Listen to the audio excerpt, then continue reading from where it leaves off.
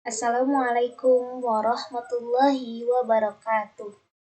Nama saya Pratiwi Gita Rahayu dari kelas 1B NPM 411120062. Nah, di sini saya akan memaparkan mengenai dunia kesehatan. Dunia kesehatan ini mencakup dunia yang sangat luas. Kesehatan adalah kata yang tidak langka yang sering kita temukan dalam kehidupan sehari-hari. Apa itu kesehatan?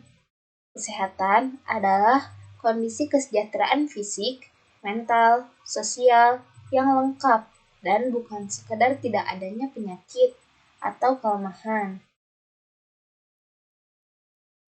Selanjutnya, kesehatan dipandang sebagai sumber daya untuk kehidupan sehari-hari. Untuk mewujudkannya, ada beberapa syarat yang perlu dipenuhi, yaitu 1. Perdamaian, 2. Tempat tinggal, 3. Pendidikan, 4. Makanan, 5. Pendapatan, 6. Ekosistem yang stabil, 7. Sumber daya berkelanjutan, 8. Keadilan sosial dan kesetaraan. Nah, ini ada jenis-jenis kesehatan yang perlu kita ketahui. Ada kesehatan tubuh atau fisik dan kesehatan mental atau jiwa. Kesehatan tubuh merupakan kesehatan yang dinilai dari kondisi fisik seseorang. Istilah kesehatan fisik berkaitan erat dengan masalah-masalah fisik seperti terbebas dari luka ataupun terbebas dari penyakit yang tampak. Penyakit yang tampak itu baik penyakit luar maupun penyakit dalam. Yang kedua yaitu kesehatan mental atau jiwa. Kesehatan mental merupakan kesehatan yang dinilai dari kondisi jiwa ataupun mental seseorang.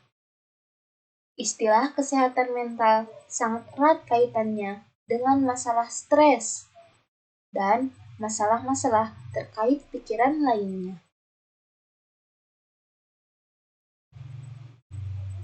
Perlu kita ketahui, kesehatan dipengaruhi oleh beberapa faktor, di antaranya yang pertama, pendidikan yang cukup untuk menjalankan cara-cara hidup sehat.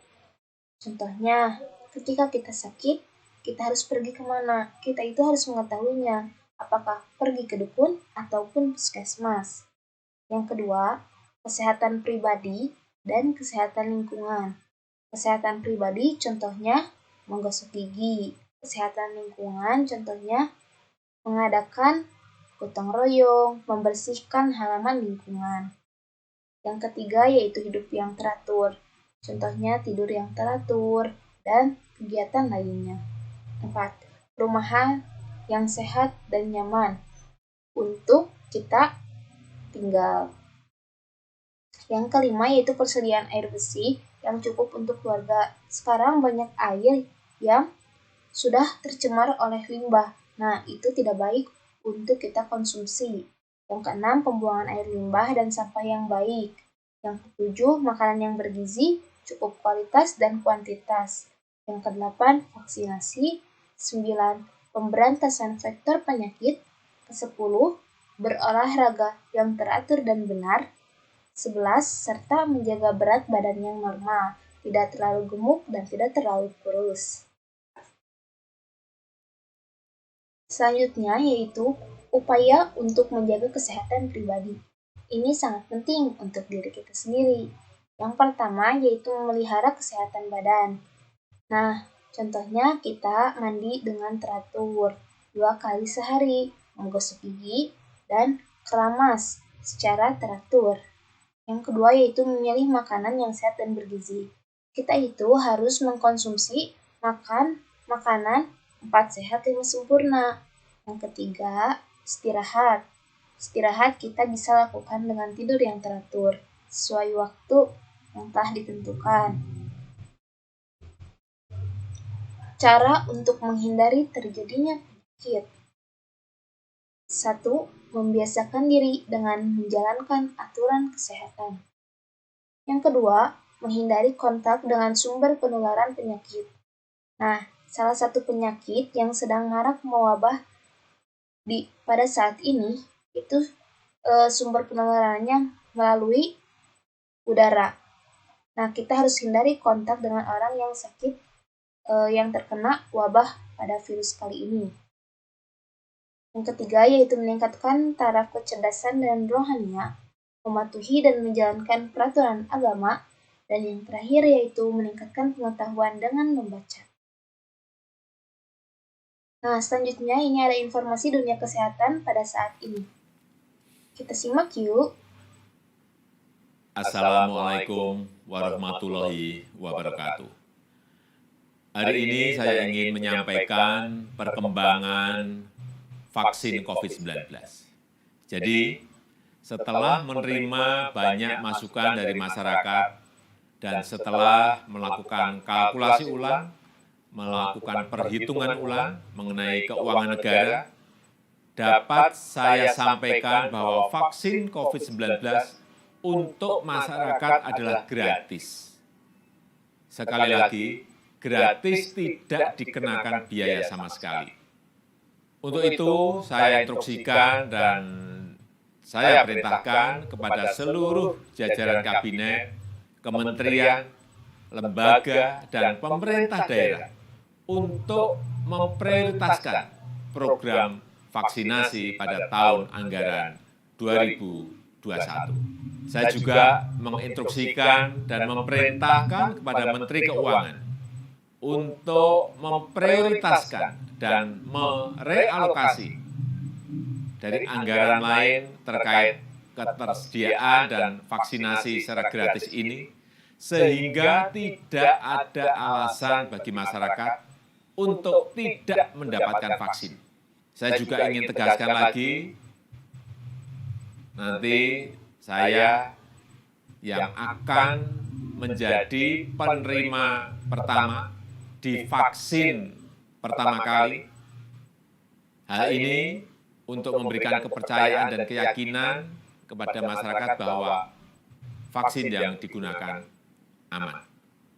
Terakhir, saya ingatkan agar masyarakat terus berdisiplin menjalankan 3M, menggunakan masker, menjaga jarak, mencuci tangan, untuk kebaikan kita semuanya. Terima kasih. Wassalamualaikum warahmatullahi wabarakatuh. Baik, sudah kita lihat bahwa Bapak Presiden Joko Widodo beserta staf pemerintahan akan mengadakan program vaksinasi gratis pada tahun 2021. Nah, jangan lupa pesan 3M, yaitu menggunakan masker, menjaga jarak, dan selalu mencuci tangan. Sudah kita dengar tadi, Bapak Joko Widodo itu mengatakan vaksin gratis. Nah, apa sih yang dimaksud dengan vaksin? Vaksin adalah salah satu faktor yang mempengaruhi kesehatan, yang bertujuan untuk memberikan kekebalan pada individu yang mendapatkan vaksin.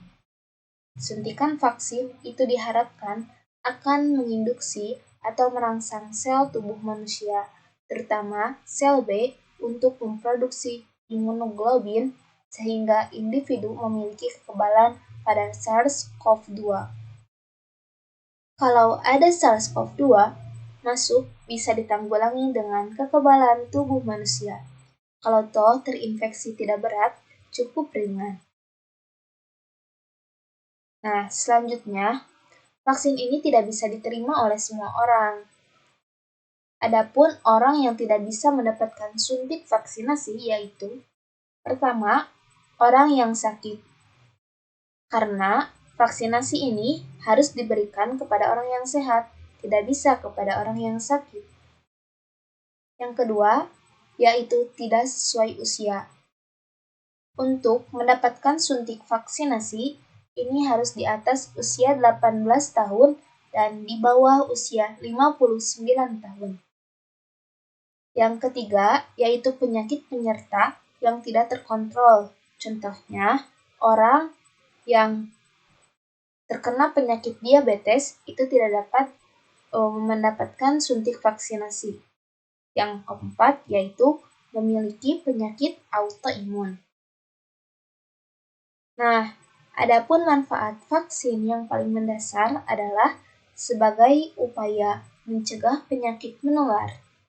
Hal ini karena vaksin dapat memberikan tubuh pertahanan dan perlindungan dari berbagai penyakit infeksi yang berbahaya.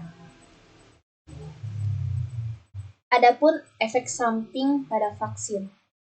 Jika pemberian vaksin pada anak-anak dapat menimbulkan rasa tidak nyaman, seperti timbulnya rasa nyeri atau ruam pada kulit di area suntikan maupun di area lainnya.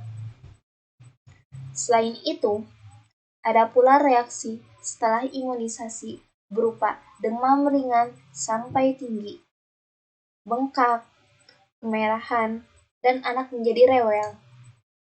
Itu yang paling penting. Umumnya, gejala tersebut akan hilang dalam 3-4 hari, walaupun terkadang ada yang berlangsung lebih lama dari 3 atau 4 hari. Hal yang perlu ditekankan adalah manfaat vaksin jauh lebih besar daripada efek samping yang mungkin terjadi setelah digunakannya vaksinasi. Meski demikian, vaksinasi tidak selalu dapat mencegah penyakit, namun dapat meringankan tingkat keparahan suatu penyakit. Sekian pemaparan dari saya mengenai dunia kesehatan. Semoga bermanfaat. Wallahul muwaffiq ila aqwamit thoriq. Assalamualaikum warahmatullahi wabarakatuh.